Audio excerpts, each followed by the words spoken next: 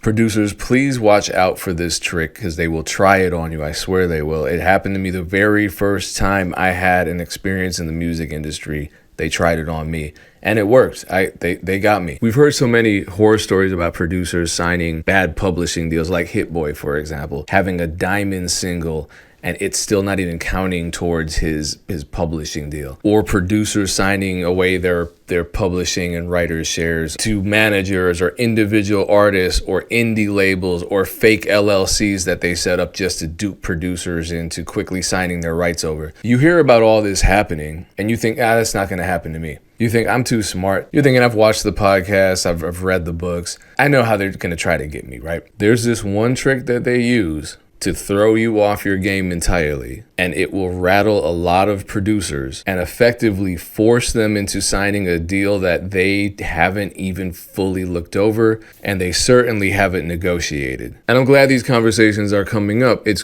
great that it's not just producers creating content about the music business now. I mean, when I first started on YouTube many years ago talking about my experiences in the music business, it was a lonely space. And now it's not just producers talking about their experiences, it's lawyers. And it's lawyers who really advocate for us, for the producers, for the artists, etc. So big shout out to Producer Royalty. They just exposed one of the most common and I think most effective, sneakiest tricks that these labels use. And it's not just labels. It can be a manager. It can be a indie label. It can be an artist themselves to force producers into signing a deal that they normally wouldn't sign. Watch this, commit it to memory, and be safe out there. Terrifying caption, how labels trick producers. Producers, do not fall for this trick that lawyers and labels play. Most hip-hop songs are released way before finalizing the producer agreement. And a lot of times the label won't tell the producer about the placement until the week of the release. And when they do reach out, they might say something like this: "This song is supposed to be released this weekend. We need your agreement by then. Otherwise, we might pull the song from the project." This is a lie. They are not that worried about getting the agreements for the songs before the release. They sure aren't. Or sample clearance for that matter in a lot of situations, but they usually handle sample clearance before they pay the producers. Yeah. So, I mean, this happens all the time. Payne, why did you want to shed light on this? Because I want to talk about the two biggest lies that I think are afflicting producers, and this is one of them. And this happened to me my very first placement, where the labels were saying, we need this paperwork signed right away. And they do that so that, one, they just want to get everything handled so they don't have to deal with anything in the future that might hold things up or come back to haunt them. But they also just want you to rush through the agreement and not negotiate. So they put pressure on you. And at the time, my manager didn't really understand, because this was a first for both of us. So we went ahead and signed it. My lawyer was not a great lawyer. And I mean, he was a great lawyer, but not to me. And so we rushed through it, signed it. And years later, I look back on it and I'm like, man, I should have negotiated so many points on this agreement. And then they were like, yeah, but you're going to get kicked off the project if we don't get this by this weekend. And in my head, I'm thinking like, but the album drops next Friday. So isn't it already in production? Are you going to produce and ship out all those millions of units? Because this was back when CDs were still big. You're going to ship all that the night before? So I knew something was fishy. I knew my shit was already on the album and printed, like intuitively, but I still fell for it. Do you think this is like an intentional tactic, or do you think that like they're just unorganized and like the project is about to come out and they're like, oh shit, we didn't do the paperwork? Like, or do you think they intend to do the paperwork like at the very last second to try to, because I feel like this could get them into some sticky situations. I'm sure they have, because if it is a smarter team, now I feel like the producer has more leverage because they're telling you they're about to release it in a few days. And if they do like negotiate, like what the only other thing they can do is like pull the song, right? Like, and I don't think they would pull the song, because that's just, labels don't do that. I think their whole strategy is ask for forgiveness, not for permission. And as a result, they're just comfortable in that space.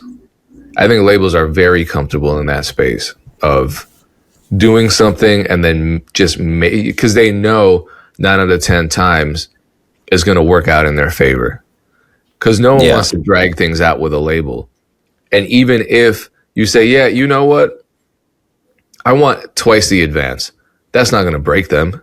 So they might say, you know what? We'll give you $5,000 more. You shut up and then we move forward. And that usually works out. They don't lose in those situations. Even if you have leverage, you want the song to come out.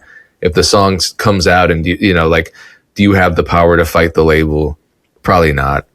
Right. Do you have the financial resources to drag on? Like, you could. I mean, you could harass them, but eventually it's going to settle. I know people who had songs out that were hits and all the money was in escrow because they were fighting with the labels. And like 2-3 years later, it finally got released.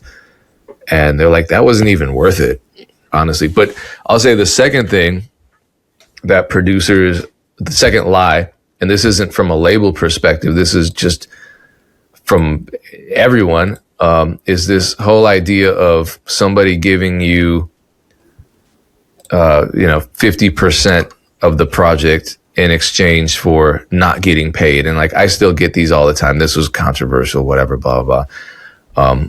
But some people reached out and they're like, hey, are you interested in this remix project? I don't know them from a can of paint. They've never reached out before. They are not rappers.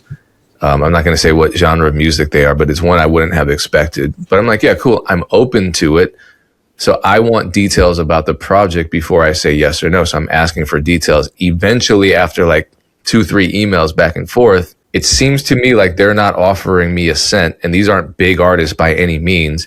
They're not even really on the platforms. So the data is like dismal on them. And I said, hey, are you asking me to remix the song in exchange for, because what they said was, we could even give you 50% if the song goes on the streaming platforms. I'm like, wait a minute. So you're going to release the song and I'm not getting shit, but you might put it on the streaming platforms and then you're going to give me 50% of the $2 that it generates. So I asked for clarity and they're like, yeah, sure. That's exactly what we're asking. And there's happens all the time. And people always blame hip hop and rap and, those gangsters, they don't want to pay. Like, these were not rappers. These were not young dudes. These were guys older than me in a certain genre of music that is generally regarded as more sophisticated and mature than rap. And they're still pulling this stuff. And it's just this general, sometimes it's evil, but I think for the most part, it just comes from a place of absolute ignorance and people not being able to think beyond their experience. Because if you're an artist and you don't make money off of music and you approach someone who is making a living off of music, you can't relate to them. There's a disconnect. So you think, why don't I give them 50% of what I think is valuable, which is my music, but that 50% is worth $0 and they should accept that because this is collaborative. And it's like, it's not collaborative. Things change when you reach a certain point in your career. They just do. Yeah. They just do. I had this dude email me the other day and was like, oh, you don't want to help me, but you're at the community center helping these kids.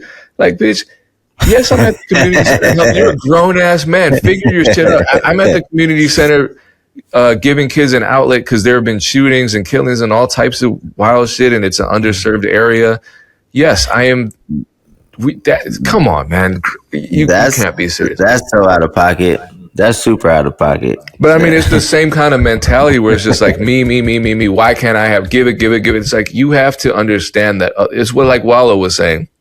If you have a fucked up attitude, people don't want to work with you. I think these guys just don't get it. I don't think they're malicious or evil. I just don't think they get it. But unfortunately, the impact is the same. Whether your attitude comes from a place of evil or it comes from a place of innocence and ignorance, the impact is the same. You are still making a terrible impression on people that you want to work with. All right, let's get it, because we got two. I think we're trying to get to two more topics, unless you have more to speak on this topic. Let's run over to okay. Z. So this is Z from Audio Mac.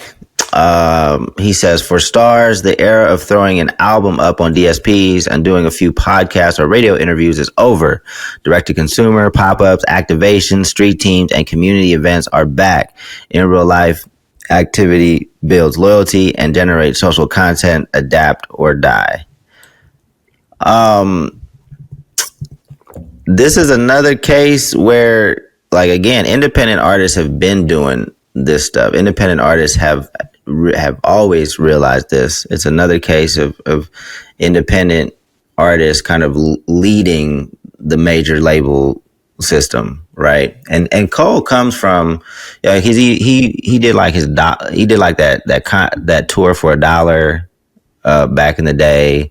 Like, so to me, this is still authentic to Cole, because when he came up, he did a lot of stuff in real life, and he did a lot of stuff for his fans. But this is just letting independent artists know that major labels are on to us now again. So we have to kind of think even more creatively about how you execute some of this stuff, because we always got to stay a step ahead of the majors, because the majors have more money to spend.